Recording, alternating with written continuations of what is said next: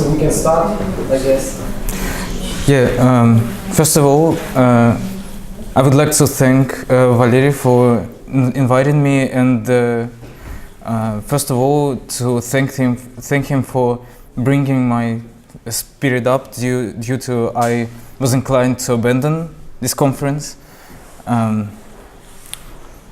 Probably it would be a shame for me, but nevertheless, I was going to abandon this conference because the topic that I'm going to cover now is pretty much in the beginning of elaboration for me. Actually, I don't know how to present material on a conference for social sciences because I came from philosophy, and this is like a path for me to go from philosophical problems to more concrete issues with methodology of social science research, and so I'm going to present this talk rather as a question, as a way to ask you for suggestions for me, for ideas that I'm going to present. And two main questions are going to be elaborated in my talk. The second of them is nested within the first one, and the first question, the more general one, is a question about simulation, technique of simulation for social science research. And for me, this question is a question about the possibility of investigation of dynamic system, which any social object is, with the help of formalization of the evolution of this dynamic system, dynamic object itself. The second question,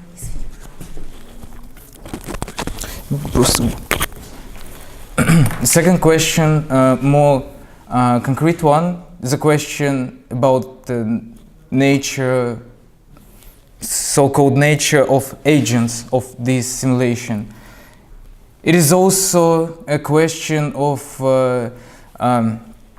division of working object for any scientific research and the so-called natural object for scientific research and for social research in particular.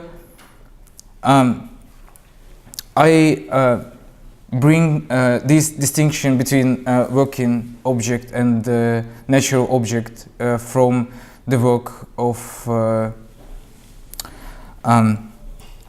Galison and Daston on objectivity, and this is in their case it is a distinction to clarify some topics within how objectivity was elaborated.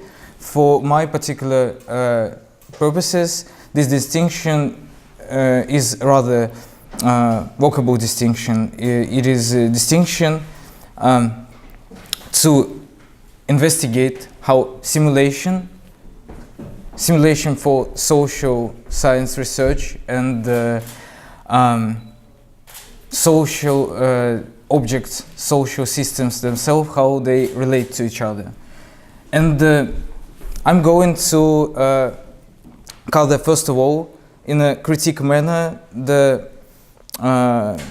approach which we can call approach of finite parameterization of these simulations, and I'm going to present the critique, the problem with this approach, and maybe to provide some ideas ideas of other researchers, how to elaborate even further than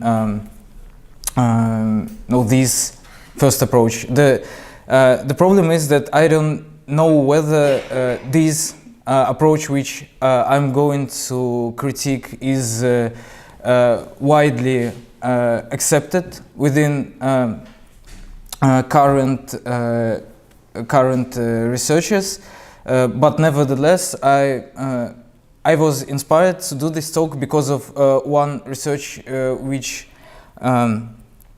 I've read several months ago, and there was this research was from 2014, I think, and it has this problem which I'm going to cover. Well, this is not really famous research, but it's rather from cultural studies research, not from social science research. And there is a man named Jeremy Throne who brought up research of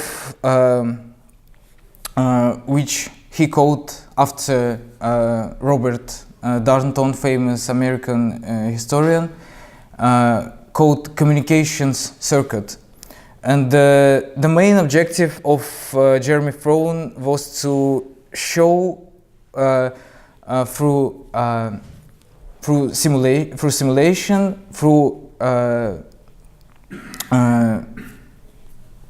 simulation of how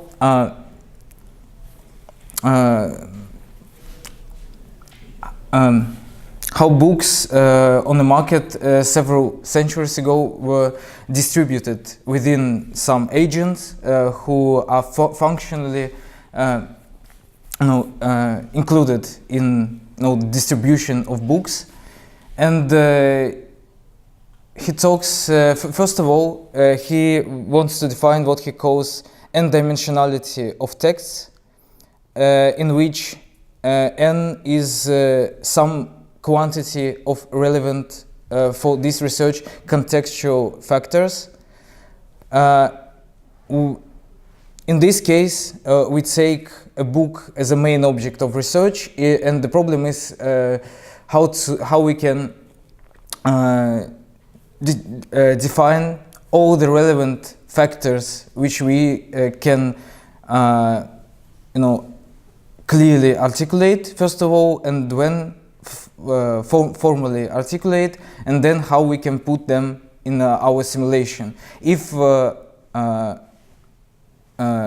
presumption is that if these factors are sufficient, then our simulation will be good for investigation of how books are distributed.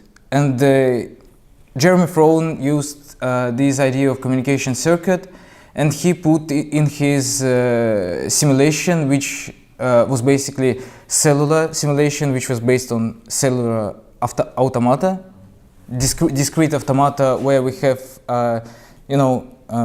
to put it shortly, where we have a field of blank and painted squares, and painted squares behave in some way according to rules which were developed by a man or a woman who launched this automata. And this researcher, Jeremy Throne, he provides 6 ways of how these painted squares, how they can behave, and these behaviors actually were interpreted by him as behavior of agents which are involved in book distribution of books. So 6 types of agent from communication circuit. First of all, he brought up authors who moves on these discrete squares and looking for publishers. And if a writer, any writer, will meet a publisher, she is going to give her a book. Then, so publishers, this is a second type of agents in this model. Publishers, they take the text of an author, and they also move in, and they move in randomly until they find the printer who will take this manuscript. Printer stay on the same spot, and they are waiting for deliverers. Deliverers also move, and they want to get them to sellers and to shops actually, and the sellers, they also, deliverers and sellers, they are the same type, and they are moving within this space, and they are going to sell this to readers, and the readers, they also moves, and when they get the book, they read it, so-called read it. It is not within the model, it is interpreted as if they read this book, and they meet the author and ask him to publish another book. And in this case, we have these 6 types of behaviors, 6 types of agents. And the thing is that this simulation is it is considered as a simulation of some particular cultural practice which have some fixed meaning. That is the space of how these agents interact, the space of interaction, it stays the same all the time. It doesn't matter. For example, it doesn't matter what the content of any book what readers will read in this book. It doesn't matter. The only reaction they can have on this book is just to ask to write another one. Maybe it doesn't relevant for particular question of publishing. But the thing is that Robert Dunton, it was his idea, but he doesn't create a model. He was a historian. Jeremy Frone showed him this model, and Robert Dunton, when he looked at it, the only thing that he proposed was to provide some other types of agents. Some other dimensions, contextual dimensions, which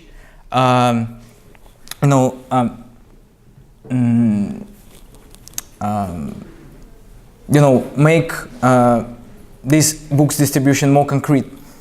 And the thing is that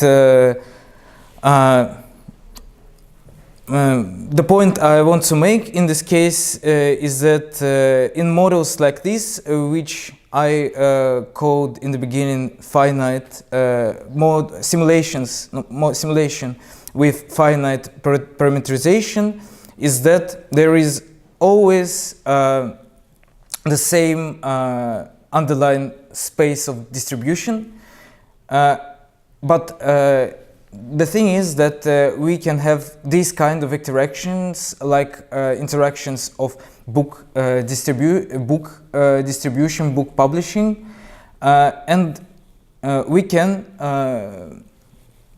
base finite parameterization. We can conceptualize and present it, maybe not formally, but just maybe analytically present, maybe formally as well, but I won't touch these topics today. I won't have any time for this, and and I'm not ready enough to present it completely. But the thing is that we can, say something about how the space of interaction can be changed, how the distribution, how the rules of distribution can be changed, and how types of agents can be changed. And the thing is that for providing a critique of this finite parameterization, we should brought some other contexts which are relevant, but not just other types of agents, but contexts which contest the whole space of distribution which were presented in this model. For example, we can actually I can, and I've done it, use some ideas of other researchers who work in the field of social simulation. Two of them which are relevant for me are named Ron Sun and Paul Thagard.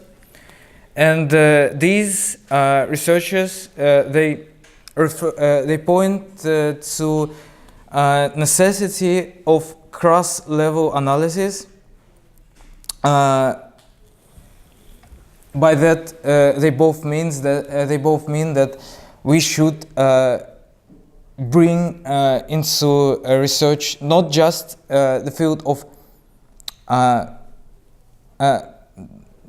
the analysis of how agents are interacting, but also we should bring the problem of how, for example, researchers, agents are themselves constituted. It is the question of their psychology, of their neurological constitution, and this is, in general, it is a problem of, for Ron Sun in particular, it is a problem of how we can bring cognitive science and social sciences together.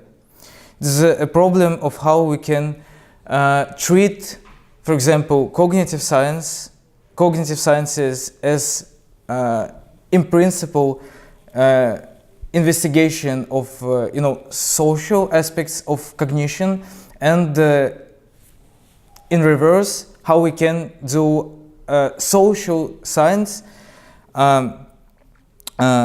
considering that social agents are cognitive agents, that they have their specific cognitive constitution, which can be investigated by other disciplines. And this is the idea of cross-level analysis. When in a finite parameterization, for example, we have these agents which are ready-made, so-called ready-made, but if we do our cross-level analysis, for example, we can bring,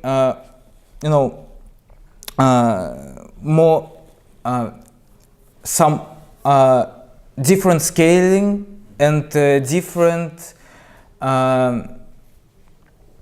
Primarily, it's about different scaling and different perspectives on how agents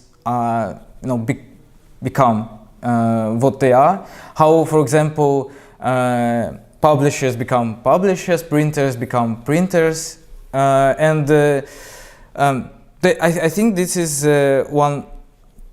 This is a really important question for social research on how particular practice, which as it is assumed, which is not natural, which is historically constituted, it is important to make make it formally clear, that is through particular models and simulations, how these specific cultural meanings, for example, as book publishing, are constituted, and how they become significant within a society.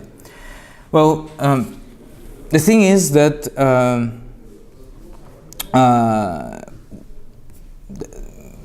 Ron Sun and Paul Thurgard, как много мне еще? Уже все? А сколько у меня еще осталось? Это из 20 или из 30 минут? Ага. Ну, я попробую быстро это сделать. The thing is that, well, in that case, my talk will end on a more question note than I thought. The thing is that the approach of cross-level analysis, the point I wanted to make is that cross-level analysis has its own problems and deficiencies. The main problem is whether we can define disciplines which are engaged in this research as the same disciplines as they are when they do their specific concrete research, when cognitive sciences work with their models of symbolic computation, etc. For example, when we have some ideas within cognitive sciences, like the famous work of Hutchins' Cognition in the Wild, when the basic idea of cognition is presented as, in principle, socially and culturally constituted, can we say that it is, that we have the same cognitive science as it was when it was, specific, when cognitive science have the specific approaches, even though cognitive science is a really wide cluster of a lot of different disciplines. And the thing is that, well, I didn't think that I will talk too much just about these persons, but the thing is that I wanted to make a point, maybe against, maybe not just against, but to add something to realistic approaches which were presented previously. I was going to talk more about Brandom and how Brandom can be important for social and research within social sciences and cultural studies. But the thing is that the only thing that I will say from this part of my talk, obscured from now, is that we can have another approach on agents which interacts within the model. Basically, through Brandom's project, we can Brandom's philosophical project. We can view agents as persons who not just interact as as react to stimulus that they get from the environment, but we can look at agents as persons who are involved in so-called game of giving and asking for reasons, which is Wilfred Seller's idea. It is in one sentence. It is basically the idea that the whole field of discursive and linguistic practices in which these persons are involved, they are structured by normative dimension, which involves things such as commitments, entitlement. Any discursive action within this game of giving and asking for reasons is involved within really complex complex premises and possible awaited consequences, and there are more hierarchical distribution of what is significant and what is meaningful within this model. And the last thing that I will mention is that for now I think we have some primarily logical and some formal systems from logic and from computer science which can help bring this Brandam's idea in a formal way, so to bring it to simulations of social sciences. For example, this is just to mention a few names. It is, for example, linear logic. It is so-called ludics.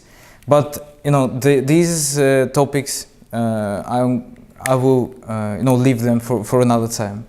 Yeah. Спасибо. Вопросы? Any questions?